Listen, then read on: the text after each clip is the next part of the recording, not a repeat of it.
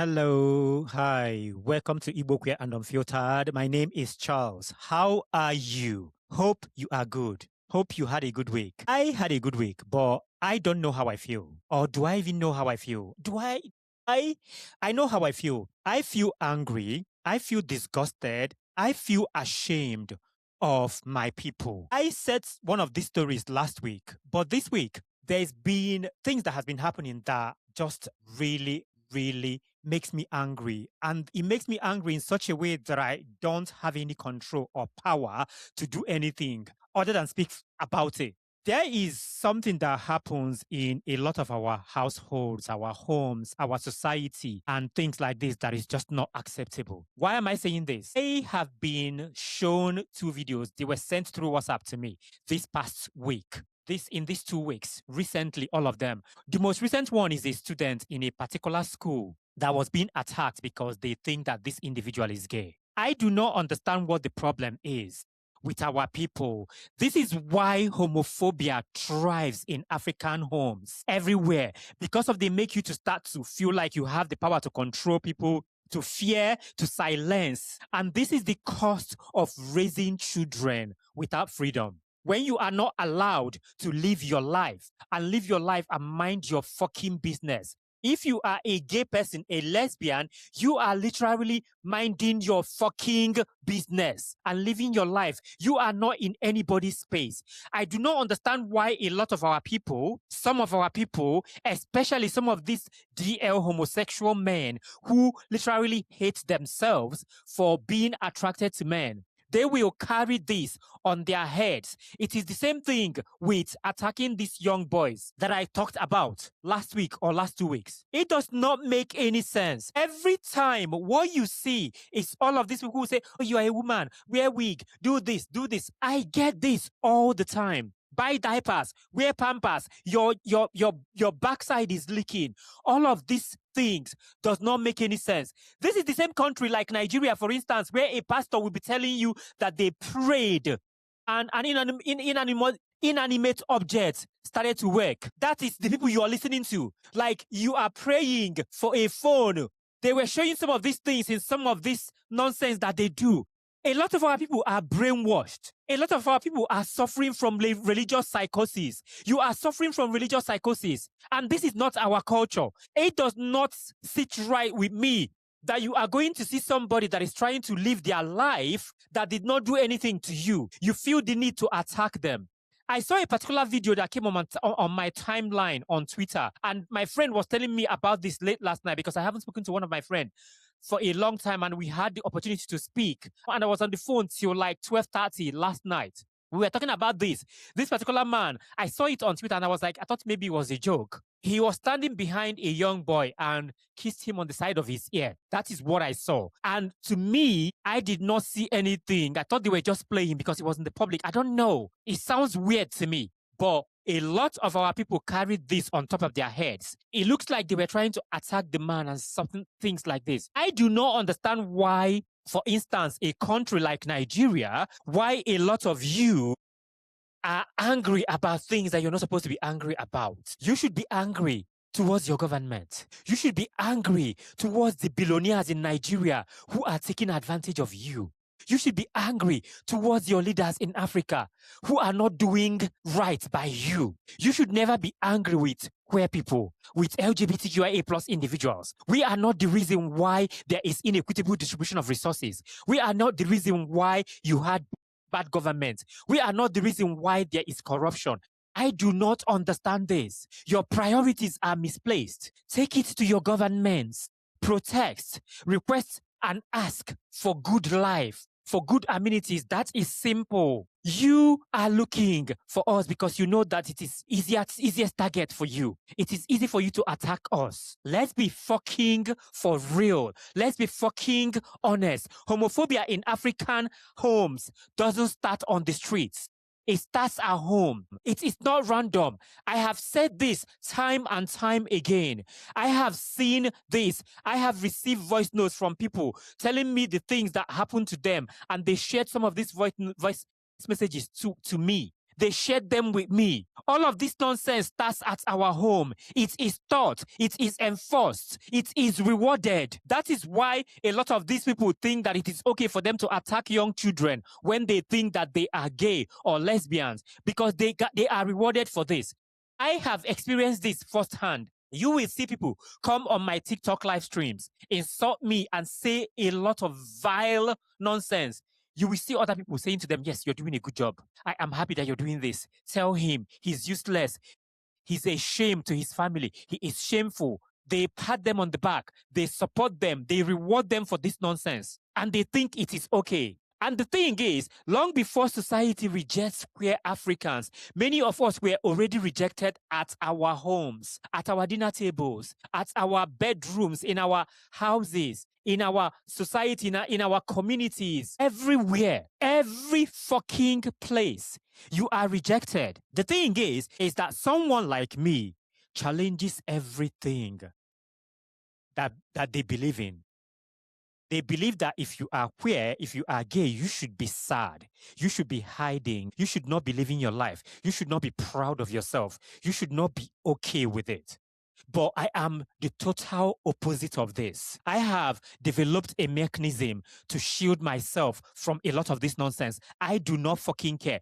Because if I say that I suck on penis proudly, I eat a man's backside proudly, because that does not make me a bad person.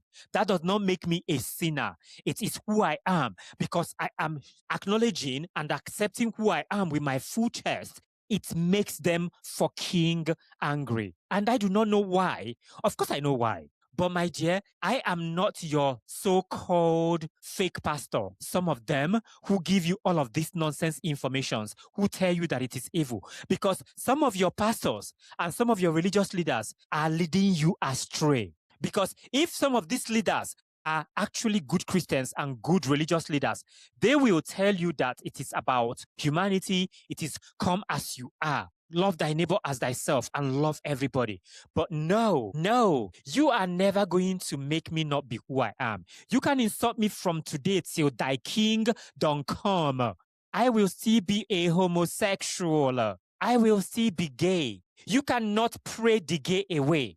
You cannot beat it away. There is nothing you can do to stop somebody from being a homosexual. And the truth of the matter is, some of you who tend to believe in God, if you actually believe in God and believe in heaven and hell, which means you are committing a sin by attacking someone that is gay, someone that is queer, which means you are going to go to that so-called hell that you are always telling us about. Got to a point this week where I said to myself, what am I even doing? What is all this? Does it even make sense? I was looking at some of the things people are doing, and I said to myself, I know what the problem is. A lot of you lack morals. You lack morality. This is why a lot of people will sit down and justify someone being unalived. This is not even about you being gay, being straight. It is about humanity. A lot of you don't have morals. That is why some of you who claim that homosexuality is evil does not understand what it is to be a good person and a bad person. You are just a bad person using religion as a blanket to commit your atrocities. Because if you understand the golden rule of humanity, if you believe that morality is something that exists, a lot of you will not be mean to LGBTQIA plus individuals. I just want to say something about the African home, as I was saying before I started saying about morality.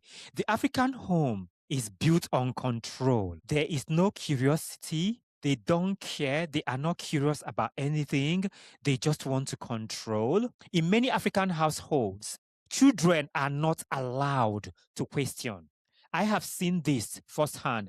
For instance, this morning I was having conversations with some of my relatives and they were really, really young. And we were talking and I was like, you can question me. You can say anything. You can ask me questions. You can say whatever you want to say. You are not disrespecting me. Children are not allowed to question. Obedience is mistaken for love. Fear is mistaken for respect. Silence is mistaken for discipline. Queerness threatens control. It introduces individuality. choice, softness, and self-definition. That is what queerness does. And because of this, it is a problem because African households and homes are built on control. The thing is that control cannot survive freedom. I am going to repeat this again. Queerness threatens control. It introduces individuality, choice, softness, and self-definition. And African households built on control cannot survive freedom. I do not know. It took me for the longest of time to get to where I am today. It involved a lot of work on myself to get to where I am today, to know that I am not less than, that I do not need permission from anybody to live my life. I do not need approval from anybody. And that is something that I continue to work on a daily basis. In this, my big age, I am still working on a lot of things. I am still doing a lot of unlearning because you are never able to tell me that nobody on the face of the earth knows it all. Life is a learning curve. We learn every day. And some of the bullshit that I grew up on, I continue to unlearn all of it. Homophobia thrives where control is more important than understanding. And this is the problem we have as a people, because what is more important to them is controlling your life, telling you what to do, telling you how you should live your life. You should not be an individual. You should never express yourself. This is not even only when you are queer. As a society, my country, Nigeria, does not want you to be an individual that expresses yourself in your own kind of way. It threatens everything, every fucking thing they believe in. And that is a massive problem because one thing I do every time, if you are around me as a person, especially if you are a lot younger, I always say, try as much as possible to express yourself. Be an individual. Define who you are. Express yourself in your own best kind of way. It is okay to be an individual, to be different from everybody, to show yourself in your own best way. Because if our faces are the same, life will be boring. If we are all the same shade of color and skin type, life will be fucking miserable. I don't understand why these people want to control everybody, wants everyone to be in a box. No, we are not going to be in a box. We are all individuals. We express ourselves through fashion, through style, through so many things, through writing, through creating content, through speaking. There's so many ways you can express yourself. What the hell do you mean that you want to control people all the fucking time? It does not sit well with me. Religion is used as a weapon and not a guide. I have said this in so many versions. Religion is used as a blanket to be evil, especially amongst our people. Oh, God said it's bad. The Bible said you should not do that. It is not our culture. It is demonic. It is condemned. Sodom and Gomorrah. That is why God destroyed it. Who told you that? Who told you so? Many African parents outsource parenting to religion. Look around you. If you are an African person, look around you. They start taking you to church, to all the Bible studies, to everything that has to do with the church. That is why some of our daughters and our children go there and they are sexually abused by some of these so-called men of God, religiously abused. That is where they start to suffer from religious psychosis because many of our parents just literally take you to a church and leave you there. Go there every Sunday, pray, do this. The Bible is literally the parents. The church is the parents. They just outsource their parenting to religion. And that is horrible. The Bible, the Quran said God will punish you. You will bring a curse on this family. That is what you hear every freaking time as a queer person, as an LGBTQIA plus individual. This is what you hear. Instead of them showing you love, instead of them loving you, instead of love, they offer you the scripture. Instead of listening to you, they offer you fear. Instead of protection, they offer threats. Religion becomes a truth to silence discomfort, not to teach compassion. This is why I say that a lot of you need to start learning how to be uncomfortable being comfortable. Because the thing is, the religion is brought up anytime you speak about something that they don't want to listen to, that they don't want to unlearn. They'll be like, no, no, no, no, no, no. The Bible said it's bad. The Bible said it's bad. It's not good. It's evil. But you refuse to teach compassion. You refuse to teach kindness. You refuse to teach love. You refuse to teach being nice. You refuse to teach the golden rule of humanity. You refuse to teach empathy. Some of you need to learn how to unlearn some of the bullshits you've been taught. Start doing the unlearning today. There's something I realized, and I did not know how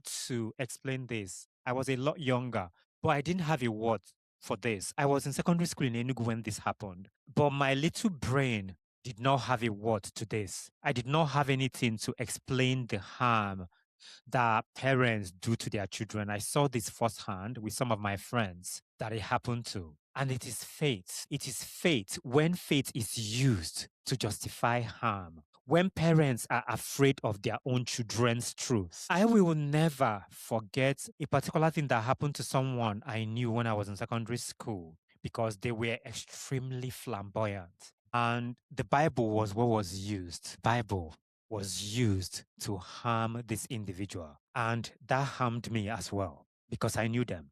It did not happen to me at my home, but it happened to them and I knew them. And these conversations was hard. And that never left me up until today. I said to myself in that moment, if I happen to get to a point in my life where I have a voice, I will continue to speak. I never knew that I would get to a point where I will be able to have a voice because that little Charles, okay, that was young, with no power, with no financial independence, with no power, cried in my double bunk bed at my boarding school. Thinking of that, I played in my school's basketball team, and there was a particular boy. This was in Enugu, and I will never forget this. We played against them. His name starts with A. I don't want to mention the name before people can put one and two together and know who this person is. And he was really, really good. But the way he was being taunted because he was effeminate, there was nothing wrong with him. I said to myself, I will try as much as possible to cover anything that will make anybody know that I'm gay. But the way I spoke, the way I acted, the way I dressed, that stayed with me up until today. I thought of it and I continue to think of it. This is why whenever I see someone that is young and that person is effeminate, I try as much as possible to tell them, never change yourself. Because this guy never changed himself. He was fighting them. He was cussing them out. He was speaking and fighting for himself. He was tough, extremely tough. But seeing that, I took that from my secondary school and all my adult life. All I did was went back into my shell, trying for my family not to know who I am until I got to university. Though I never told anyone that I was gay when I was at University of Maiduguri, but I never hid myself either. But it was nothing I spoke about. But I just tried as much as possible to live my life in such a way that nobody ever suspected that I was a homosexual. But what I do today, as an adult that I am, I will never, ever, ever fucking make myself small. That will never happen. One thing I urge anyone that is listening to this podcast that is a queer person, you do not need to come out. I am consistent with this. But what you need to do for yourself is make peace with who you are. Be at peace with yourself. Because one thing I realized in that moment when this was happening, when I was in high school, was I was at peace with myself. I never knew the words, the name, why I felt so okay with who I am, despite the fact that I cried so many times, saying to God in my head at the time how I see life, why am I like this? Why do I find men attractive? Why don't I behave like the other boys? I did have a moment in my life like that. Do you know why that happened? It happened because I was told by society, by the homes I went into, by the people in my house, that queerness is evil. Queerness is wrong. Queerness is not something you are supposed to be. And I was trying so much not to be a queer person. But I got to 21, everything was extremely clear to me. At the time, I already knew what the name was. I knew what I am, what I was. At the age of 13, I knew the name. Prior to 13, I knew I was homosexual, but I didn't have a name for it. But I now know the name. They used to say in my school, you are homo. They say it if they suspect.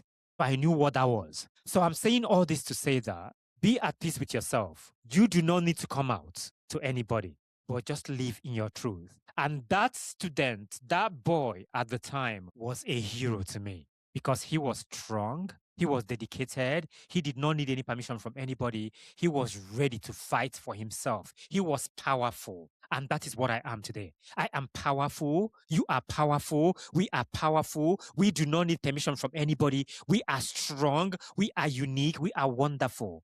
Nobody's going to break your soul because you are divinely protected. Lineage, legacy, and the fear of ending the bloodline. Yeah, African homes are obsessed with family name, children, marriage, inheritance. What will people say?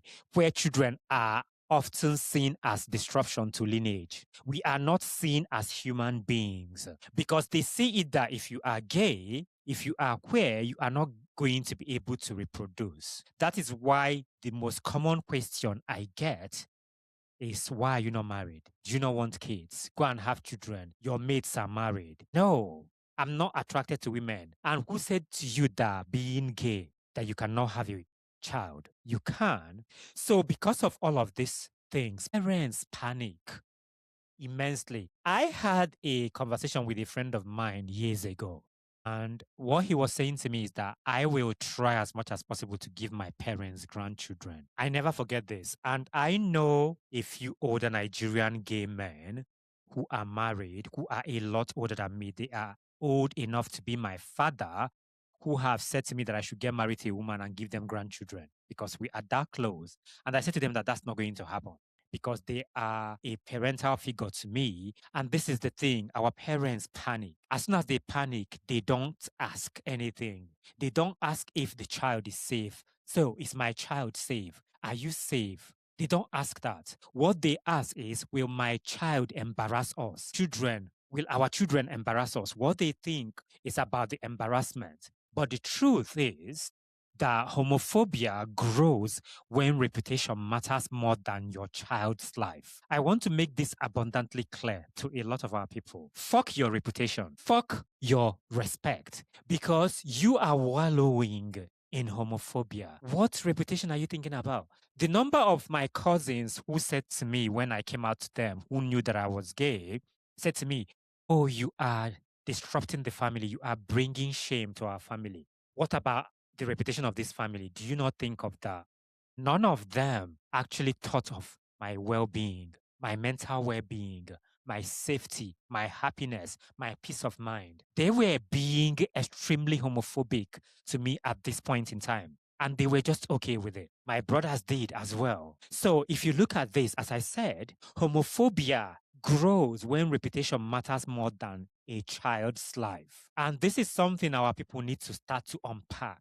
A child's life should matter. Your children's life should matter. One of the reasons why I look at some of our people, I say to them that you are not supposed to be a parent, is that they don't understand what it is to be a parent. I always have this in my head that if I happen to have a child, I will sacrifice everything. I will not be selfish.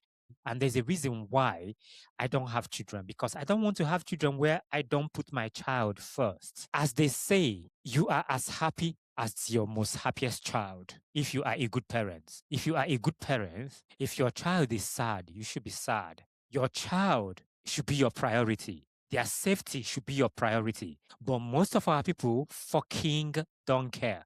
All they care about is you're making them shameful. You are bringing shame. That is why I always get asked, are your families proud of you? The other day on TikTok Live, somebody wrote on the comments, you are making your parents' enemy happy. And I'm like, what a stupid thing to say. It's crazy. Emotional illiteracy is passed down generationally. It is passed down generationally.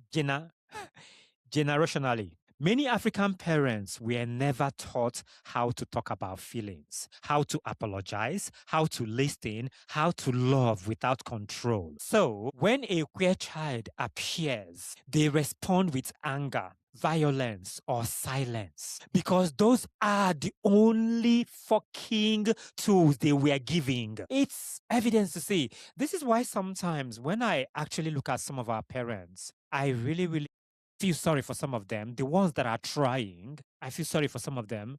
But some of them that are not even trying, I would be like, you are fucked up. You are extremely messed up. And I don't think you know it. You are using all your madness and all your frustration. You are frustrated and you are using your child as a punch bag. Most of our African parents repeat the harm they were never ever allowed to heal from. And it is there for you to see. It is transparent. You can see it happen on a daily basis. The number of times I have seen most of our parents scream and lose control about things that they are not supposed to overreact on. Or sometimes they will treat you with silence treatment. I have seen people who are so mean to their children and they still take them to church every day and tell them that God loves them, that if they do anything bad, that God will punish them. They make them to be fearful of God, to fear the wrath of God. And they will be the most bizarre, horrible, wicked father you can come across and mother. And they will still be there telling you that they are the best parents. And you can tell that they are not. It is extremely disappointing and horrible. It is absolutely disgusting the way some of us were raised by our parents. And I don't know what to do about it. But we can just start to unlearn from here. Children, learn shame before they learn language. In many of our homes, boys are punished for being soft. Why are you acting like women? Why are you acting like a woman? I remember in Kalu, they used to say, why you they behave like girl? Men are not supposed to be like this. Why are you soft? Boys are supposed to be hard. Girls are punished for autonomy. Difference is corrected early. It is crazy. Actually, coming to think about this as an adult, it is absolutely crazy. The things that I know now, looking back, oh my God, some of our parents messed us up. The thing they used to do in Kano when I was growing up, if you're a boy and you act like a woman, they will call you woman rapper. In Igbo, they will say omekawanya, which means you behave like a girl. There were so many ways to put you down before you even know who you were and who you are. So by the time a child realizes they are queer, them already lives inside them. This happens. There's so many versions of this still happening in 2026. You see it on social media everywhere, where some of these pastors will be like, why is he behaving like a girl? The child is even like 6 years old or 5 years old, 3 years old, and doesn't understand what and who they are. This is why most of us don't come out. This is why we disappear. Because homophobia is planted early and watered and grown and nurtured daily in African homes. And we carry that everywhere we go.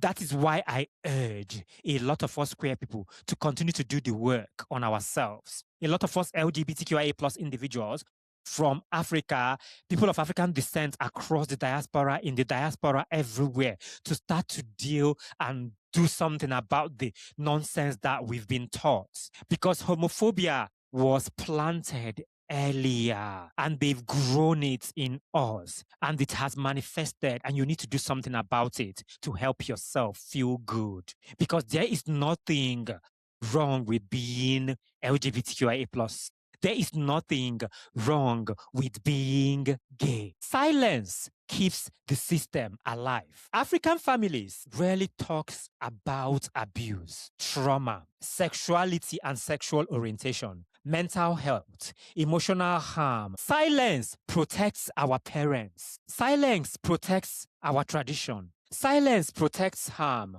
but silence never protects any child. Because if you don't do anything that is good by a child, by being quiet, you are harming that child. By not supporting a child, you are complicit. You are saying that your life, the way it is useless, that you do not matter.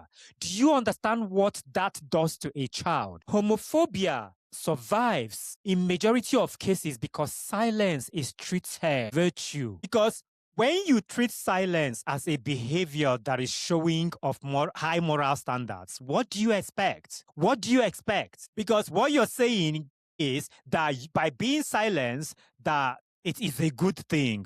No, it is not morally better to be silent. Actually, it is evil. It is evil because by being silent towards homophobia, when you see homophobia happen, you allow it to thrive, to grow, survive. You internalize it. You hate yourself. And you, as a parent, begin to think that homophobia, of course, you've learned this already, but you are quiet about it. It shall never be spoken. Do not ask, do not speak, don't tell. There is a lot of major costs. We are the collateral damage where people, gay people, LGBTQIA plus individuals, as queer Africans, as queer people from Africa, when you have homophobic behaviors in homes, the cause of all of these things is that you grow up being anxious. That's just a simple way to say it. You grow up being anxious. Depression comes in, hyper independence comes in, people pleasing, fear of intimacy, overachievement to prove your worth, deep loneliness as queer Africans and LGBTQI plus of African descent. We don't become strong because of this. We just survive in spite of all the higgy and haga, in spite of all the waywardness. We still survive. We still thrive. That is why what will never unalive you will make you stronger. We are here. We are all survivors. I have done so much work on myself that when I speak about some of these things, I don't cry anymore. I used to be really, really emotional about some of these things because I look at the way we've been deprived of our humanity in so many ways. And you begin to wonder, what have we done wrong? We haven't done anything wrong aside from being born gay, being born LGBTQIA plus individuals. Something has to change. There has to be change because change is one of the most constant things in nature. One is to change here. African homes needs to learn this. Children are not your property. Culture is not above humanity. Love without control is possible.